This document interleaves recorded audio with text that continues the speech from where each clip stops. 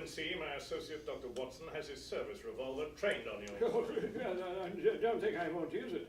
For one weekend a year, the ghosts and survivors of the old days of radio hold court at a hotel across the road from the airport in Newark, New Jersey. The annual Friends of Old Time Radio convention has been meeting for almost 40 years. The gathering used to be able to call on a constellation of stars from the early days of radio.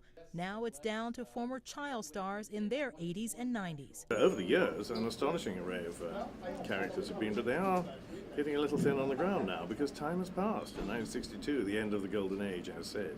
The so-called golden age took place from about 1930 through the early 1960s. Most of today's convention goers are too young to have first-hand memories of shows like Mercury Theater on the Air and The Adventures of Sherlock Holmes. They didn't care if the general public came to watch them. They're going to be listening to it on the radio. But it was a fringe benefit. Martin Graham is just 34 years old. There are a lot of people my age group and even younger who can come to appreciate old-time radio. They've overheard it on satellite radio and got out the audio cassettes and the CDs, and they like to participate on stage to play the roles themselves, and they like to collect them and recommend shows to their friends, and it continues to grow. Even in this digital and visual world, radio lovers say there's still value in the art form. It's much less literal than television. The thing about radio is that you really can imagine